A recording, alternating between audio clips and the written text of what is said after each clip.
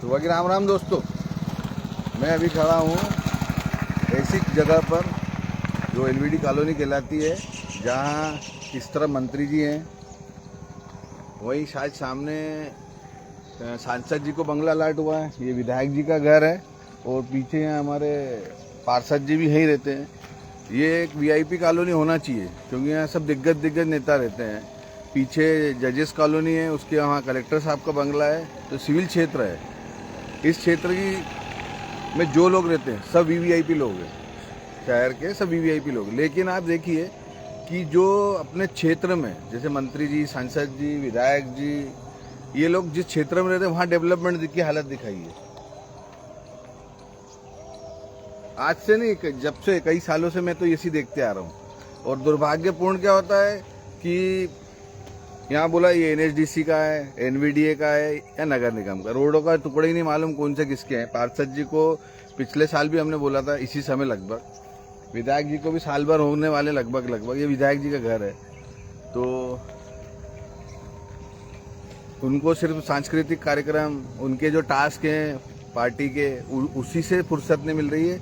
तो हमने जिताया आपको टास्कों के लिए जिताया था क्या हमने आयोजनों के लिए जिताया था आपको? बात इसलिए कर रहे हैं हम कि महापौर जी बोलती है नगर निगम के क्षेत्र वाली बात आती है। जब यहाँ एनवीडीए, एनएचडीसी जहाँ आप हस्तक्षेप कर सकते हो, जहाँ आप खुद रहते हैं। अब आपके बंगले के आसपास आप का माहौल देख लीजिए, तो जहाँ आप रहते हैं उस क्षेत्र का डेवलपमेंट देखिए कितना उच्च क्वालिटी का है। मतलब खड़े नहीं रह सकते। मैंने जो 10 साल 15 साल पहले सड़कें जो देखी थी ना, वही की वही है। रात को आओ तो लगभग लाइटें बंद ही रहती है। जैसा कोई घटना घटेगी उसके बाद ही हम जगेंगे। मतलब कोई गलत काम होगा, कोई बहन बेटी आती है रात को, बच्चा आता है, कोई अधिकारी आते हैं, कोई दुर्घटना हो जाना। पहले ही माहौल ख़राब चल रहा है आजकल खंडवा क्षेत्र में। कारों के कांच फोड़ दिए जाते हैं, मंदिरों में हमले हो जाते हैं दिन दहाड़े। तो ये जो लोग डर नहीं रहे, उनका डर अंधेरे में तो और खुल जाएगा। जब यहाँ लाइट नहीं है, दिन में आप आइए, कभी भी एक्सीडेंट हो जाएगा। इस तरह से क्षेत्र में जाएंगे तो पैदल चलने की जगह नहीं, नाली है, मतलब नाली वो कीचड़ इतना है कि वहाँ आप चल नहीं सकते। यहाँ दिन दहाड़े ऑफिसों के बाहर दारू पीते लोग, जुआ खेलते। सिविल क्षेत्र है, जबकि सिविल क्षेत्र है एनवीडी कॉलोनी। जब यहाँ सब दिग्गज लोग रहते हैं शहर के, जिले के ही बोलूँगा ना, मंत्री जी तो एमपी के ही हैं पूरे। तो मेरा कहने का मतलब है कि जब आप लोग ये चीज़ अपने आसपास भी नहीं डेवलपमेंट करा सकते हैं, पानी की कई बार व्यवस्था खराब हो जाती है, रोड तो मेरे हिसाब से है ही नहीं।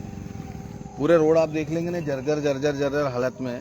तो मेरा कहना है विधायक जी से कि आप आपके क्षेत्र का तो डेवलपमेंट कराइए। पूर्व विधायक के घर के पास एक बार राउंड मार लेना आपने, तो उन्होंने अपने कम से कम अपने घर के आसपास तो रोड सही करवा के रखे थे।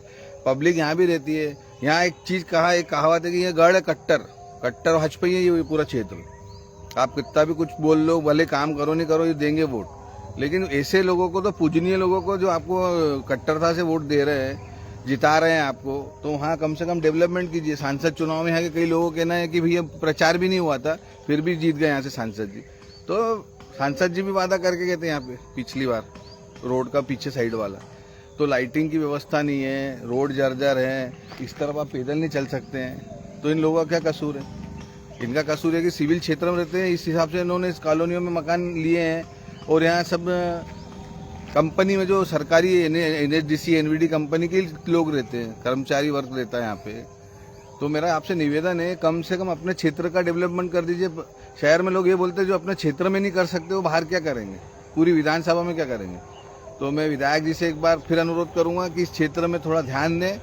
और ये जो आयोजन करता है, जितने भी जो बुलाते हैं, उन सबसे एक बार निवेदन करूँगा कि पहले उनको काम करने दीजिए। काम का बोलिए, आप उनको आवेदन दीजिए घर के भी हमारे काम नहीं हो रहा है क्षेत्र में, तो हम काम नहीं दिखाते हैं, हमारे घर रिबन कटाने बुला लेते हैं। तो मेरी किसी से कोई बुराई नहीं है। मैं आपसे एक बार फिर निवेदन करूँगा जनता जनार्दन से कि आप नेताओं का यूज़ कीजिए। हमें क्षेत्र का डेवलपमेंट चाहिए, उनको डेवलपमेंट की जीता है। और पार्टियों से भी कहूँगा कि आप लोग जो टास्क दे देते हैं, कभी ये याली यात्रा, वाली यात्रा, ये करो वो करो, काम होता है तो दिखता है, काम हो नहीं रहा और हम जबरदस्ती दिखाए जा रहे हैं कि हमने ये करा वो करा।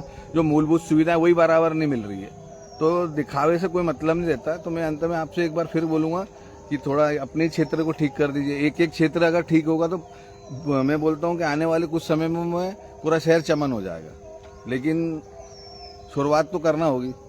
5-5 लाख मिले थे नगर निगम से पार्षदों को, 2 साल हो गए, अभी फिर निकले टेंडर। अब देखते हैं थोड़ा टाइम बाद क्या होता है। अंत में मेरी बात को मैं विराम दूंगा। मुझसे बोलने में कुछ भूल चुकी तो माफ करना। आपका छोटा भाई बबलू राजानी। जय श्री दादाजी।